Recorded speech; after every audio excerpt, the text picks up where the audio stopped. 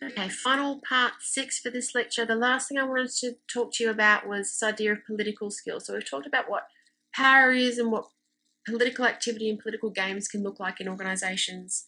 But it's important for us also to reflect on what is our own political skill, what does that look like? So we all have different propensity to engage in political activity in organisations. We all have different views about political activity in organisations, whether it's positive or negative.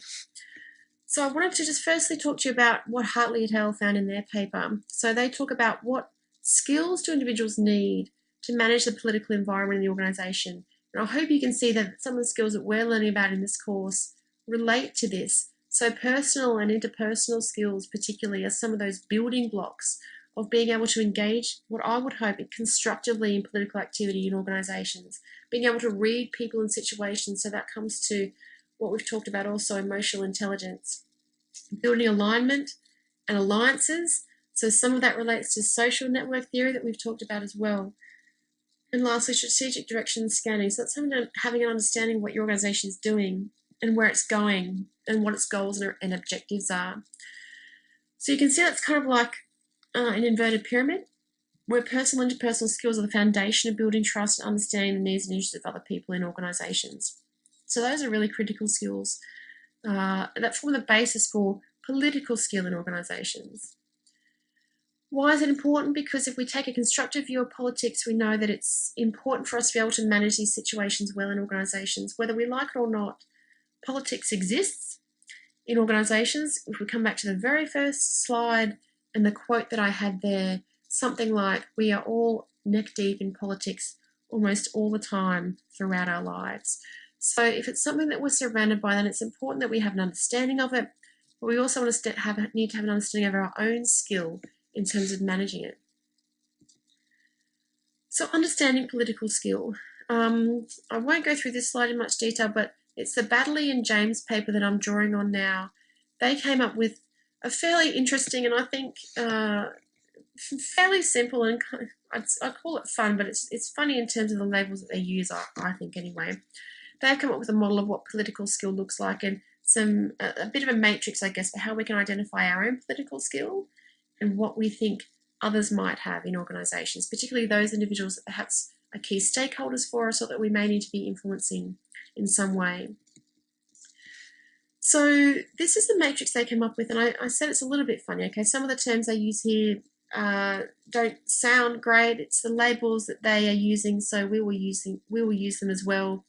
But basically along the axes of politically aware to politically unaware, psychological game playing to acting with integrity, and I'll talk about those in a minute, they come up with 4 different types of political skills or political skills. So you've got the innocent, inept, clever, and wise if we come from the bottom right down in the clockwise direction. So let's talk a little bit about what that means. Basically, it's trying to categorise people in terms of the political skill that they have. So you can see that there's 2 dimensions here. If I flick back here, you've got the reading dimension on the vertical line, you've got the carrying dimension on the horizontal line. Now, what those 2 terms mean essentially is this. So the reading dimension is dealing with the skills an individual brings to their understanding of the external world. So as the name suggests, that's about how well do you read what is happening around you? How well can you read the environment in which you're operating? How well can you read, understand, interpret, get a sense of how people are interacting around you, the level of political activity that's happening around you, the level of political skill that individuals who are around you are utilising. That's reading. The second dimension is carrying. So that's the skills that you have within you, the skills that you have to manage your own internal world and how you operate in the world. So the reading dimension, if I flick back here, you can see has 2 points, politically aware to politically unaware. So at one end, to read an organisation, to be politically aware means that you're able to read its decision processes, its overt and covert agendas. I'd say it's deep level, deep structure power and politics, its surface level power and politics, the location and basis of power inside and outside the organisation, who has what sort of power, understanding your own power bases, your ability to influence others and others' ability to influence you, the culture, etc. So it's all those sorts of things. If you can read all of that stuff well in an organisation, then you're at the politically aware end of the spectrum. Political unawareness is at the other end, and that's basically the inverse, where you don't really get a sense of any of those sorts of things, either because you don't want to, because you're unwilling to. You might have a very negative view of politics and simply don't want to engage in that sort of activity in organisations, or it may be because you don't have the ability to recognise those things. So maybe you're not aware of what political activity is, and so you can't actually then read all those things we just talked about before. Where does power sit? Who has the power? What are the open and overt, or the covert and hidden agendas in organisations, etc. Now, if we come to the unaware end of the spectrum, we'll flip back to here. So at the unaware, we've got innocent and inept as labels for individuals with these sorts of skills. Okay, so let's define that a little bit more. So innocent behaviour is basically defined as, this might be where you're completely blind to power and political activity in organisations. You may not view political skill as important. You may view political activity as quite negative.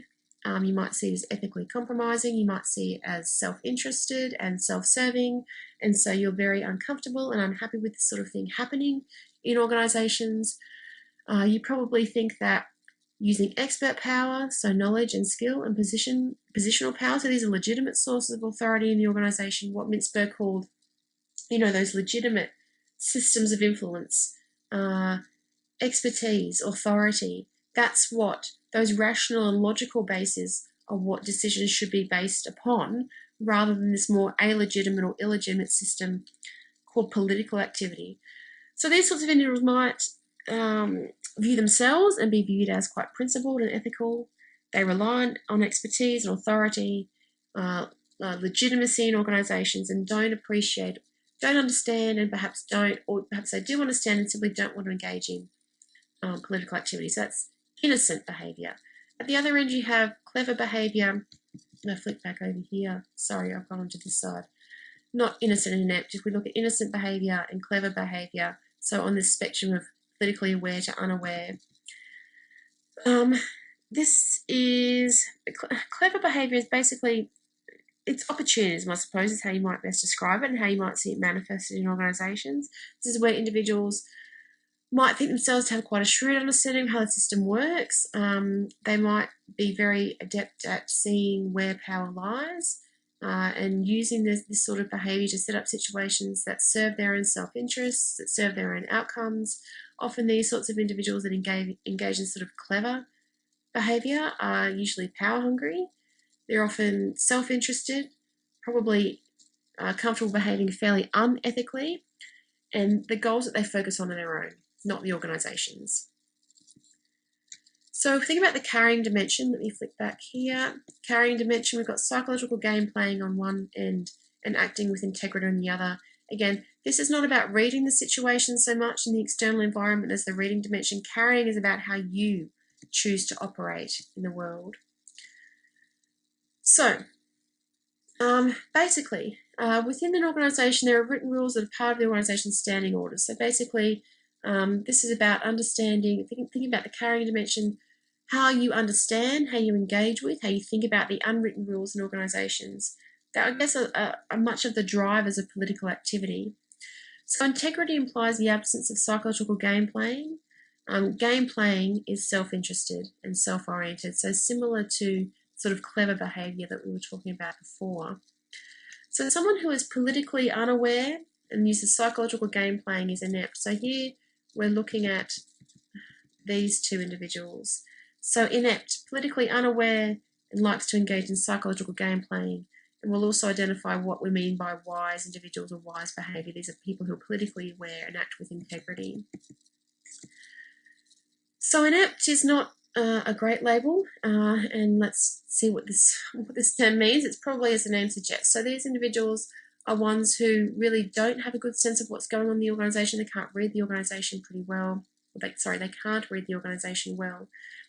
And they engage in psychological game playing. So this is probably the stereotype of somebody who is in it all about themselves, but these individuals are generally not skilled interpersonally. They probably come across as unprincipled and unethical. So they engage in psychological game playing, but probably actually to no end, because they're not good at identifying the political landscape or terrain in an organisation. So often they'll just engage in games that are destructive, that seek to serve their own interests and nobody else's. Individuals who are, though, politically skilled and aware, and who act with integrity are labelled wise. So these individuals often appear principled. They have quite a high level of personal values and ethics. They are able to read what is going on in an organisation well, and so they're able to navigate it. They'll engage in some political activity, but they'll do so with integrity. It's not about focusing solely on their own self-interests or self-oriented goals. It will often be about thinking what is best for others and what is best for the organisation, because they act, again, with that integrity. So it's about based on personal values and ethics and doing what they believe, we would hope objectively believe, is the right thing to do. So that's political skill. So I know that was a big lecture. So take some time to digest that content and have a look at the readings. Next week, we're going to look at another topic that I think is really interesting and I think will be quite relevant probably for many of you with your group case study reports, and that's innovation, diffusion theory, and behaviour change. So one of the key things and one of the most difficult things about innovating is actually getting people to adopt the thing that you've come up with. So in this lecture, we look at all the ways that we might get people to do that, the ways that we might increase innovation, adoption, or uptake. We'll particularly look at a really seminal or super important theory, that's a theory of innovation diffusion, and we'll look at some strategies which have some links to influencing tactics and strategies to change people's behaviours towards what you want them to be doing. So that's week 7. I'll see you in the workshop.